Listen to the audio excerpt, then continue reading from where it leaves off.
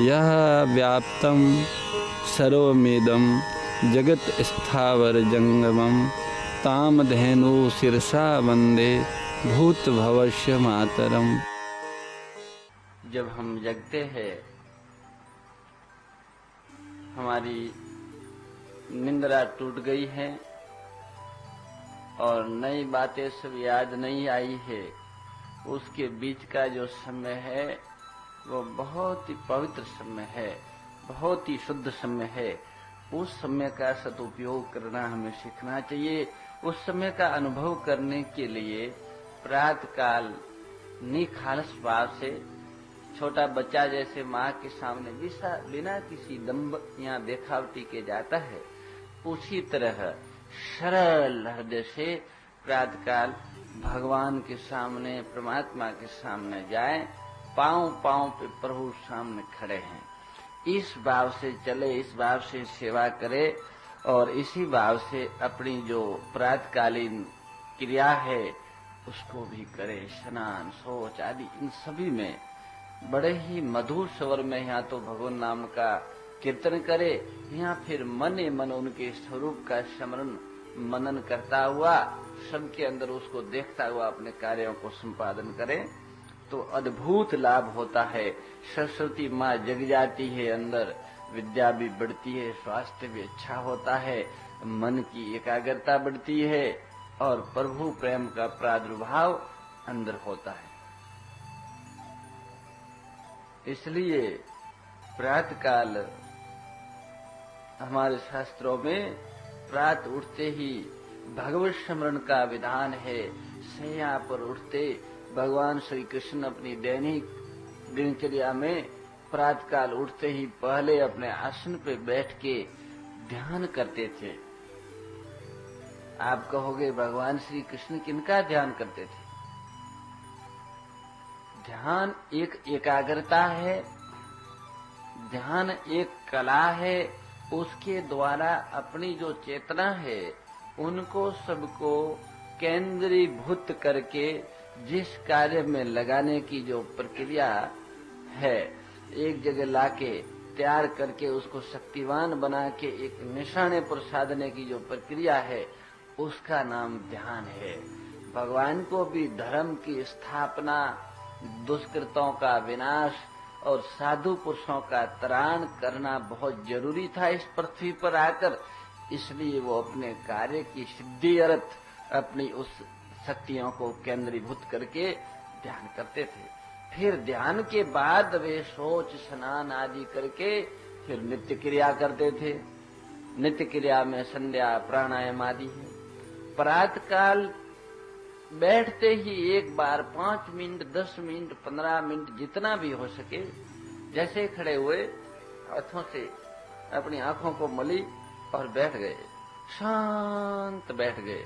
एक आप और एक आपके प्रियतम, इनको छोड़ के और किसी का भी बीच में व्यवधान न हो। ऐसा ध्यान थोड़े समय के लिए भी होगा तो बहुत लाभ देगा। एक बात।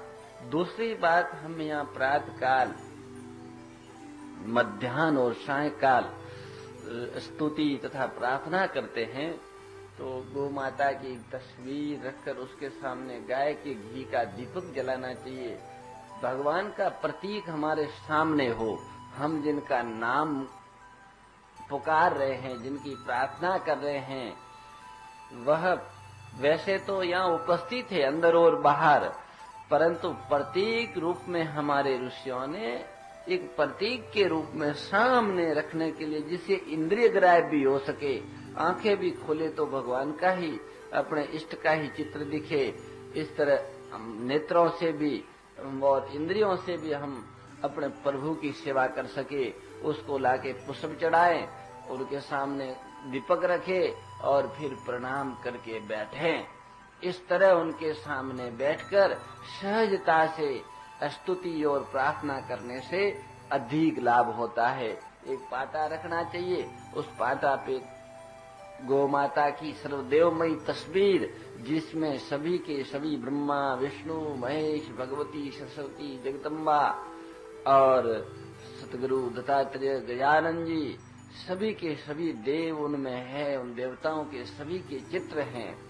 तो ऐसा सर्वदेवमय गौ माता का एक प्रतीक चित्र रखकर उसके सामने गो घृत का दीपक करके और पवित्रता पूर्वक सफाई आदि करके उनमें पुष्प चढ़ा के धूप आदि करके फिर बैठे, फिर स्तुति प्रार्थना करे तो बड़ा आनंद आएगा, वातावरण भी बड़ा पवित्र और सात्विक बनेगा। केवल औपचारिकता करने के लिए प्रार्थना करते हैं तो उस प्रार्थना से कोई विशेष लाभ नहीं होता। एक बार कलकत्ता में 1924-25 के आसपास में कलकत्ता में एक बहुत बड़ी विद्यार्थियों की सभा हुई, दीक्षांत समारोह हुआ। लंदन से एक बहुत बड़े अधिकारी आए, उन्होंने ये प्रार्थना सभा थी। उस सभा में महात्मा गांधी भी अतिथि के रूप में गए। महात्मा ने कहा कि मैं पहले विद्यार्थियों को प्रार्थना करने का कहूंगा, तो उस अंग्रेज ने कहा प्रार्थना से क्या मिलेगा?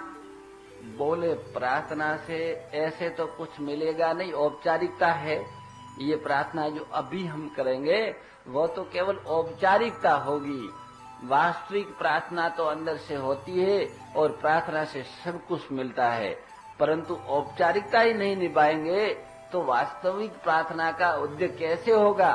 परंपराओं को, सांस्कृतिक उस व्यवस्थाओं को और साधना की प्रणाली को जीवंत बनाए रखने के लिए प्रातः और सायं औपचारिक प्रार्थनाएं भी भगवान के प्रतीक के सामने सूर्य, गोमाता, दीपक अथवा चित्र के सामने खड़े रह के प्रातः स्तुति और सायं प्रार्थना की जाती है।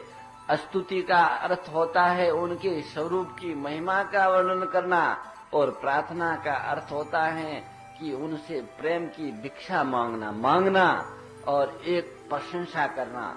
स्तुति प्रशंसा है और प्रार्थना मांग है। तो भगवान की प्रशंसा और उनसे प्रेम की भीख, ये दोनों ही प्रत्येक मनुष्य के लिए बहुत जरूरी है और वो इसी तरह होगा। इसलिए भैयाओ, प्रार्थना बड़े पवित्र भाव से भगवान के प्रतीक के सामने दीपक जला के, पुष्प चढ़ा के और इस तरह करनी चाहिए। बहुत से भैयाओं को नींद आ रही है ना?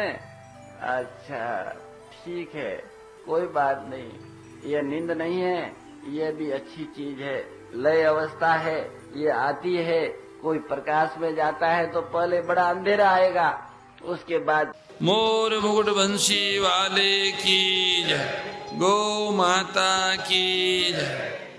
नारायण नारायण नारायण, जय गौ माता, जय गोपाल।